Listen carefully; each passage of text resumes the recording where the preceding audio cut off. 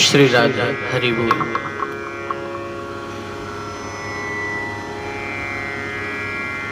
सभी बंधुओं को हमारा नमस्कार प्रणाम।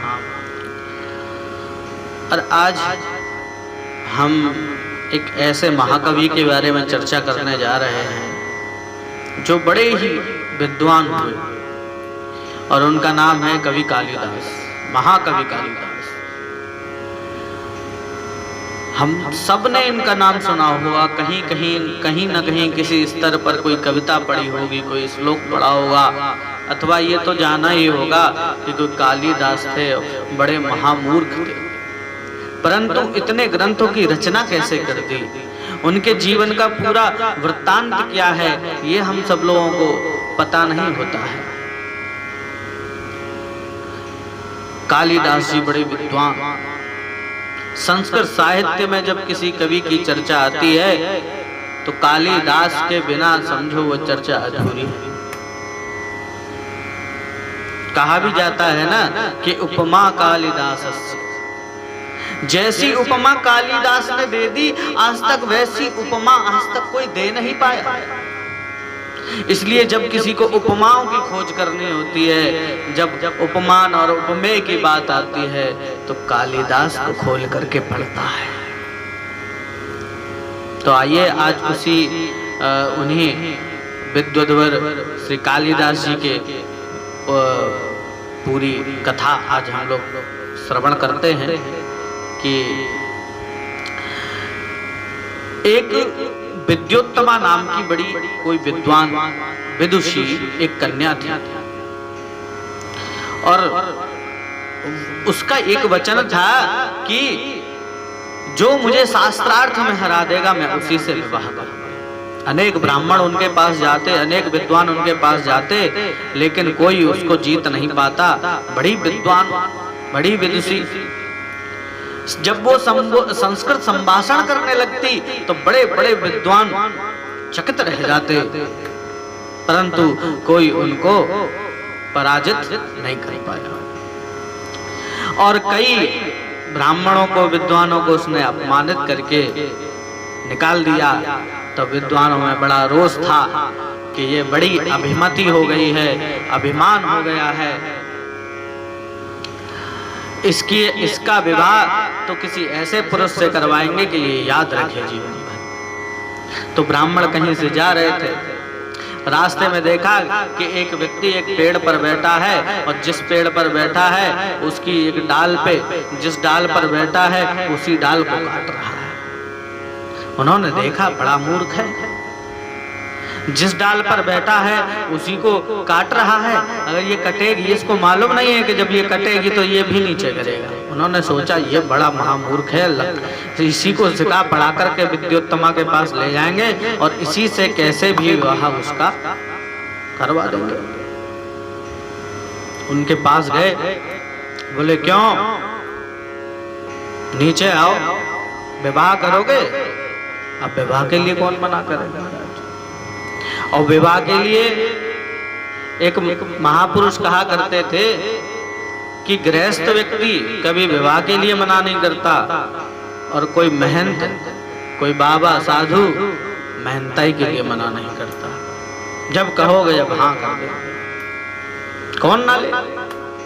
गृहस्थ व्यक्ति विवाह क्यों ना करे? उन्होंने सिर हिला दिया, हाँ करेंगे। बोले तो ठीक है, चलो जैसा जैसा हम इशारा करें वैसा ही करना है। तो बोले ठीक है, चल दिएगा। और पहुंचे विद्योत्तमा के यहाँ, लेकिन उसको ले जाने से पूर्व उसकी वेशभूषा विद्वानों की सी बना दी।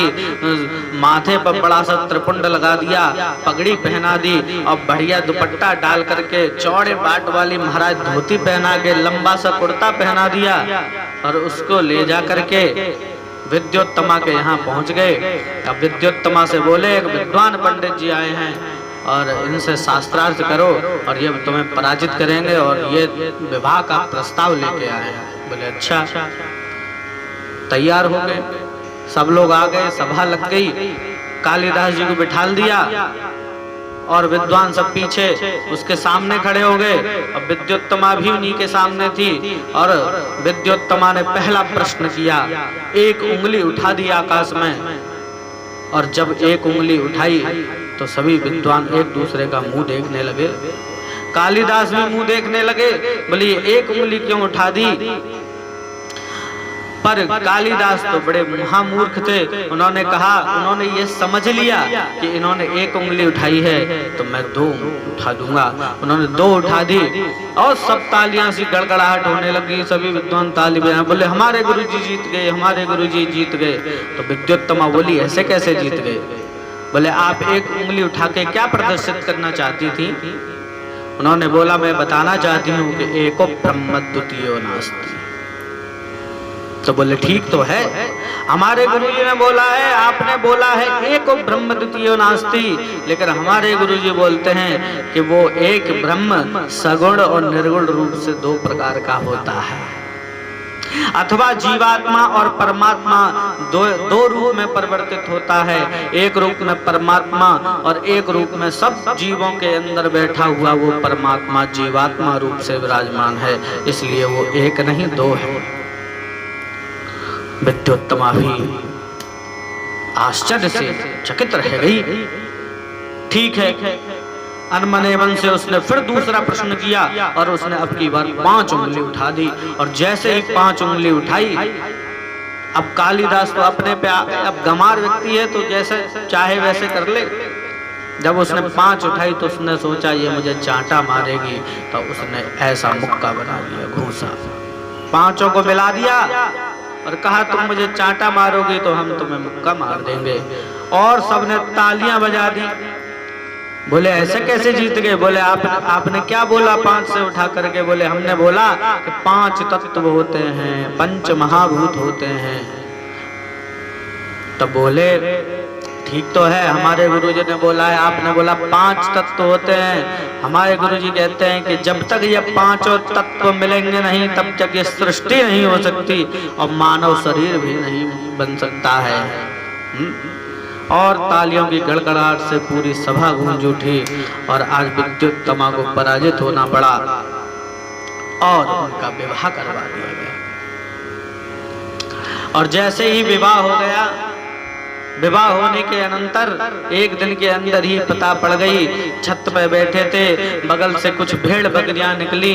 अब वो तो गंवार थे ही, उनको तो हिंदी भी सही से नहीं आती थी, तो जो भेड़ बकरियों को चराने वाली आवाजें होती है वो उन्होंने निकाल दी। वो समझ गई विद्योत्तमा के अरे ये तो महामूर्ख है, लगता है ब्राह्मणों ने मुझसे अपमान का बदला लिया है। तो उन्होंने धक्का मारा कालिदास को, नीचे गिरे। नीचे देवी का मंदिर था, जैसे ही वो गिरे हैं उनकी दांतों के बीच में उनकी जिह्वा आ गई और जिह्वा कट करके उनके चरणों में चढ़ गई, रक्त की धार बह गई। देवी माँ प्रसन्न हो गई और प्रकट होकर के कहने लगी बेटा वरदान मांगो।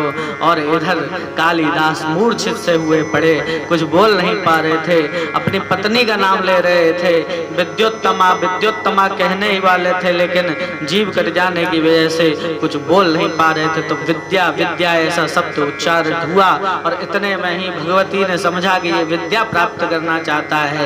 दोनों अपने वरद हस्त उनके उनके उनके सिर पर रख दिए और समस्त विद्याओं का आशीर्वाद दे दिया कि जा बेटा, समस्त शास्त्रों का ज्ञान, समस्त वेद वेदांगों का ज्ञान तुम्हारे हृदय के अंदर प्रादुर्भूत हो जाएगा। और ऐसा आशीर्वाद दे करके वो चली गई। और महाराज उसके बाद जो कालिदास वो मूर्ख कालिदास नहीं रहे, वो अद्वितीय महाकवि कालिदास के रूप में परिणत हो गए।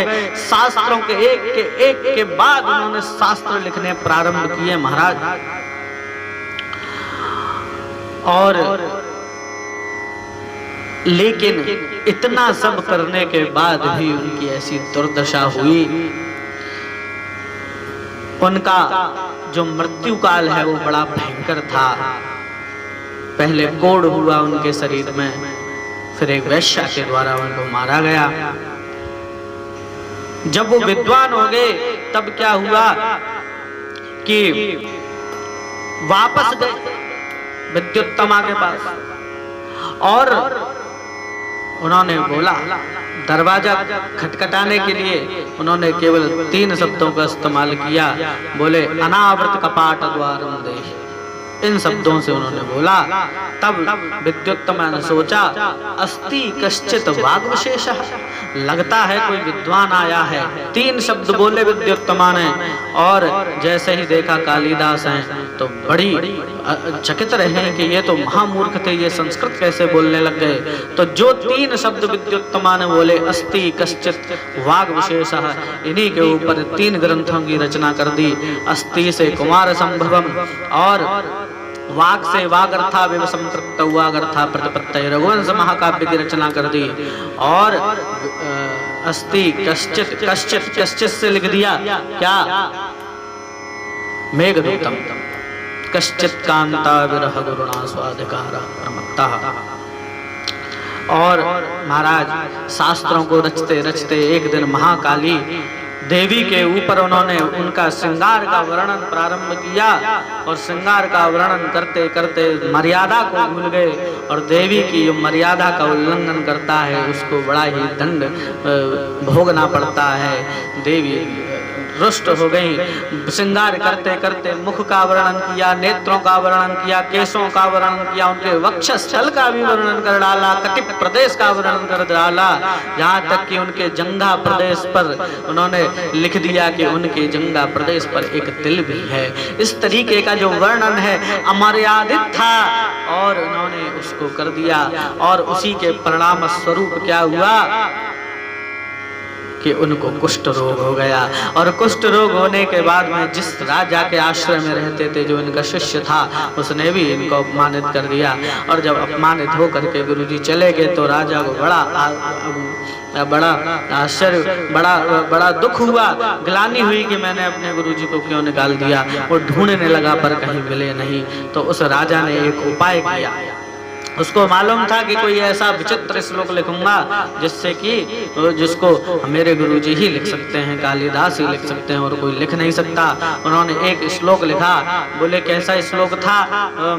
ऐसा श्लोक था कि वो श्लोक तो अभी स्मरण में नहीं है मित्रों, लेकिन एक बात याद रखना, उसमें अर्थ लिखा, उसका भावार्थ बताते हैं। उसमें लिखा था कि कमल से कमल प्रकट होता है, लेकिन कैसे होता है ये पता नहीं। आधा श्लोक था, पूरा करना था इसको। उन्होंने पूरे नगर में चिपकवा दिया पोस्टर, लिखवा दिया कि जो इस श्लोक को पूरा कर देगा उसको आधा राज्य दे देंगे। वस्तुतः आधा राज्य की बात तो ठीक थी, लेकिन वो अपने गुरुजी का पता करना चाहते थे कि वो कैसे भी मिल जाएं। बहुत ढूंढा पर मिले नहीं। अंत में क्या हुआ, एक दिन वो पोस्टर को देख, वो जो छाया चित्र चिपका हुआ था, एक वैश्या किसी दूसरे नगर से आई हुई थी, और उस वैश्या ने उसको देखा कि अरे ये तो श्लोक, उसने देखा कि कालिदास हमारे नगर में निवास करते हैं, हम उनसे पूरा करवा लेंगे और राज्य ले लेंगे। और ये ले जा करके उस पर्चे को वहाँ ले जा करके अपने यहाँ चिपकवा दी, और अपनी एक फोटो भी उसमें लगवा दी। तो जैसे ही कालिदास वहाँ से निकलते हैं, उन्होंने देखा कि एक सुंदरी का फोटो लगा है, और ऊपर एक अर्ध श्लोक भी लिखा हुआ है। तो उसमें लिखा था कि कमल से कमल प्रकट होता है, कैसे होता है। तो उन्होंने लिख दिया, उस वैश्या के मुख मंडल को देखकर ही लिख दिया। बोले तुम्हारा मुख कमल है, और उस मुख कमल के अंदर तुम्हारे जो 2 नेत्र हैं वो भी मुख नेत्र कमल प्रकटित हो रहे हैं। जैसे मुख में से 2 नेत्र कमल प्रकट हो रहे हैं, वैसे ही कमल से कमल प्रकट हो जाता है। पूरा कर दिया, श्लोक को पूरा कर दिया। और महाराज लेकिन श्लोक को पूरा कर दिया, सबको बुलाया, और वहाँ पर वो वैश्या भी आ गई। तो उसने देखा, पूछा कि हे विप्रवर, आप कालिदास हैं? बोले हाँ, हम कालिदास हैं। बोले तो इसका अर्थ बता दीजिए, आप मेरे घर चलिए, आपका स्वागत करूंगे, सत्कार करूंगे। वो उनको ले गए और उनसे अर्थ पूछ लिया, सब बता दिया। और उसके बाद में उस वैश्या ने सोचा, अगर राजा ने ये देख लिया, ये अगर मैं इसको ले जाऊंगी तो राजा को अवश्य पता चल जाएगा कि तो ये बता देंगे, तो ऐसा करती हूँ, वो विश्वास नहीं करेंगे मेरी बात पे। इसलिए उनके हाथ बांध के उनका गला घोंट करके मार दिया, और उनका सबको नदी में बहा दिया। और उस पर्चे को लेकर के चली गई राजा के पास। राजा के पास जब पहुंची है तो राजा से कहा कि ये श्लोक को मैं पूरा करके लाई हूँ। राजा ने देखा कि ये लिपि तो मेरे गुरुजी की है, लेकिन ये वैश्य कैसे लिख सकती है? तो उससे पूछा, क्या तुम्ही ने लिखा है? बोले हाँ, हम ने लिखा है। तो उन्होंने कहा, अरे दुष्टे, जरा सही सही बता। और उसको थोड़ा धमका करके पूछा तो उसने सब सच सच बता दिया कि उनको मार करके नदी में बहा दिया। उसको बड़ा दुख हुआ। अनेक विद्वान वहां बैठे थे। सबसे राजा ने पूछा कि हमारे गुरुजी इतने बड़े विद्वान, संस्कृत साहित्य के इतने बड़े महाकवि, और उनकी ये दुर्दशा, उनकी मृत्यु ऐसे? विद्वानों से पूछा तो विद्वानों ने बताया कि पहला अपराध तो उन्होंने देवी का किया, हमारा अमर्यादित वर्णन करके, और दूसरा अपात्र को विद्या प्रदान कर दी। इस वैश्या को उन्होंने इसका अर्थ बता दिया। इसलिए सोच समझ करके कौन सी वस्तु किसको देनी है, इसका विचार किए बिना कोई कार्य नहीं करना चाहिए बंधु। तो ये कालिदास जी का वृत्तांत आपने सबने सुना। कालिदास जी के बारे में सब जानते हैं। उनका अभिज्ञान शाकुंतलम तो इतना प्रसिद्ध है कि अनेकों विद्वानों ने, अपने अपने विदेशी विद्वानों ने उनका अनुवाद करके उसको पढ़ते हैं। बहुत प्रसिद्ध नाटक है। तो उनके ग्रंथों की तुलना आज के किसी ग्रंथकार से नहीं की जा सकती। बड़े विद्वान थे, लेकिन समझ लीजिए कि इतने महाकवि कालिदास की भी दुर्दशा हो सकती है, तो हमारी तुम्हारी क्या बात है। इसलिए हमेशा सही मार्ग पर चलें और सही वस्तु का चयन करें। तब तक के लिए आप सबको मेरा प्रणाम, नमस्कार।